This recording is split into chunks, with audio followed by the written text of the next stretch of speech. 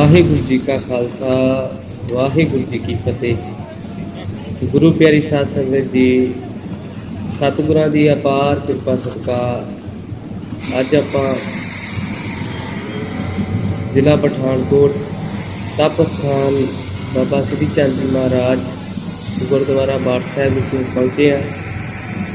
ਗੁਰੂ ਪਿਆਰੀ ਸਾਧ ਸੰਗਤ ਜੀ, ਇੱਥੇ ਅੱਜ ਅੰਮ੍ਰਿਤ ਵੇਲੇ ਤੋਂ ਕਰੀਬ 2:15 ਵਜੇ ਸਰਾਂ ਦਾ ਲੈਂਟਰ ਦੀ ਸੇਵਾ ਆਰੰਭ ਹੋਈ ਹੈ। ਮੱਠਾ ਮੀਂਹ ਵੀ ਪੈ ਰਿਹਾ ਹੈ। ਜਿਵੇਂ ਕਿ ਸਤਿਗੁਰੂ ਜੀ ਆਪਣੇ ਸੇਵਕਾਂ ਉੱਪਰ ਇਸ ਗਰਮੀ ਦੇ ਮੌਸਮ ਦੇ ਵਿੱਚ ਆਪਣੀ ਮਿਹਰ ਦੀ ਨਿਗਾਹ ਮਾਰ ਰਹੇ ਹੋ।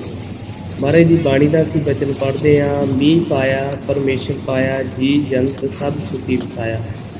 ਕਿਉਂਕਿ ਪਿਛਲੇ ਦਿਨਾਂ ਦੇ ਵਿੱਚ ਗਰਮੀ ਬਹੁਤ ਜ਼ਿਆਦਾ ਪੈ ਰਹੀ ਸੀ, ਇਸ ਕਰਕੇ ਗੁਰੂ ਪਿਆਰੀ ਸਾਧ ਸੰਗਤ ਜੀ, ਅੱਜ ਲੈਂਟਰ ਦੀ ਆਰੰਭਤਾ ਹੋ ਰਹੀ ਹੈ। ਆਪ ਸਭ ਸੰਗਤਾਂ ਦੇਖ ਰਹੀਆਂ। 1:45 ਵਜੇ ਤੋਂ ਇਹ ਲੈਂਟਰ ਜਿਹੜਾ ਹੈ ਸੰਗਤਾਂ ਦੇ ਸਹਿਯੋਗ ਦੇ ਨਾਲ ਆਰੰਭ ਹੋਇਆ ਹੈ।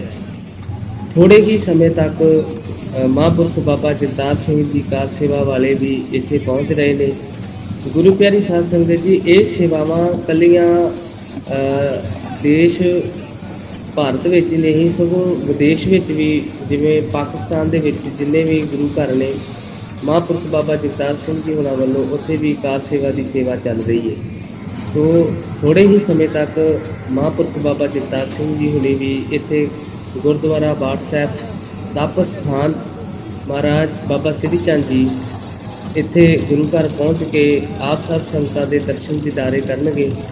ਗੁਰੂ ਪਿਆਰੀ ਸਾਧ ਸੰਗਤ ਜੀ, ਇੱਥੇ ਹੀ ਗੁਰਦੁਆਰਾ ਬਾਠ ਸਾਹਿਬ ਮਹਾਂਪੁਰਖ ਬਾਬਾ ਜਗਤਾਰ ਸਿੰਘ ਜੀ ਹੁਣਾਂ ਵੱਲੋਂ ਪਹਿਲੇ ਵੀ ਇੱਕ ਸਰਾਂ ਤਿਆਰ ਕੀਤੀ ਗਈ ਸੀ। ਸੰਗਤਾਂ ਇੱਧਰ ਬਹੁਤ ਜ਼ਿਆਦਾ ਆਉਂਦੀਆਂ ਨੇ, ਸੋ ਹੁਣ ਸੰਗਤਾਂ ਦਾ ਇਕੱਠ ਇੱਥੇ ਜ਼ਿਆਦਾ ਹੋਣ ਕਰਕੇ ਉਹ ਜਿਹੜੀ ਸਰਾਂ ਹੈ ਉਹ ਛੋਟੀ ਪੈ ਗਈ ਹੈ। ਇਸੇ ਕਰਕੇ ਮਹਾਂਪੁਰਖਾਂ ਵੱਲੋਂ ਸੰਗਤਾਂ ਦੇ ਸਹਿਯੋਗ ਦੇ ਨਾਲ ਇੱਕ ਨਵੀਂ ਸਰਾਂ ਦੀ ਉਸਾਰੀ ਕੀਤੀ ਗਈ ਸੀ ਅਤੇ ਅੱਜ ਉਸ ਸਰਾਂ ਦੀ ਲੈਂਟਰ ਪੈ ਰਿਹਾ ਹੈ। ਸਵੇਰੇ ਅੰਮ੍ਰਿਤ ਵੇਲੇ ਤੋਂ 2:15 ਵਜੇ ਦੇ ਕਰੀਬ ਇਹ ਲੈਂਟਰ ਆਰੰਭ ਹੋ ਗਿਆ ਹੈ। ਸੋ ਸੰਗਤਾਂ ਬੜੇ ਹੀ ਤਨ ਮਨ ਧਨ ਦੇ ਨਾਲ ਸੇਵਾ ਕਰ ਰਹੇ ਨੇ। ਸੋ ਗੁਰੂ ਪਿਆਰੀ ਸਾਧ ਸੰਗਤ ਜੀ, ਇਹ ਸਾਰਾ ਹੀ ਉੱਦਮ ਉਪਰਾਲਾ ਮਹਾਂਪੁਰਖ ਬਾਬਾ ਜਗਤਾਰ ਸਿੰਘ, ਮਹਾਂਪੁਰਖ ਬਾਬਾ ਮਹਿੰਦਰ ਸਿੰਘ ਅਤੇ ਉਹਨਾਂ ਦੇ ਪਿਆਰੇ ਜਥੇਦਾਰ ਬਾਬਾ ਗੁਰਮੀਤ ਸਿੰਘ ਜੀ, ਉਹਨਾਂ ਦੀ ਸਰਪ੍ਰਸਤੀ ਹੇਠ ਇਹ ਜਿਹੜੀਆਂ ਸੇਵਾਵਾਂ ਨੇ ਇਹ ਚੱਲ ਰਹੀਆਂ ਨੇ। ਇੱਥੇ ਹੋਰ ਵੀ ਜਥੇਦਾਰ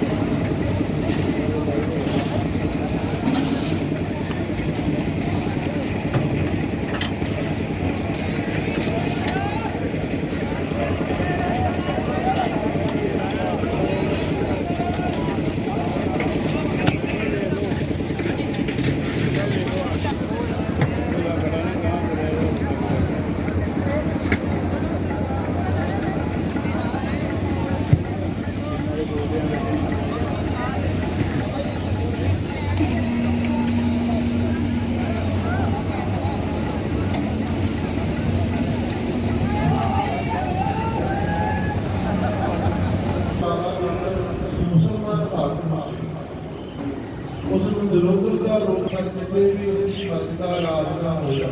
ਇੱਕ ਰੋਜ਼ ਘਰ ਦੇ ਵਿੱਚ ਬੈਠਾ ਸੀ ਕੋਈ ਗੁਰੂ ਪਿਆਰਾ ਮੇਰੀ ਦੀ ਸੰਭਾਲ ਕਰਨ ਵਾਲਾ ਸੁਖਮਨੀ ਆਏ ਨਾ ਦੋ ਚਾਰ ਕਰ ਮਾਰ ਕੇ ਸੀਮਟ ਦੇ ਬਜਰੀ ਦੇ ਰੇਲੇ ਦਾ ਮਿੱਟੀ ਨੂੰ ਵਸਤੂ ਸੀਗਾ।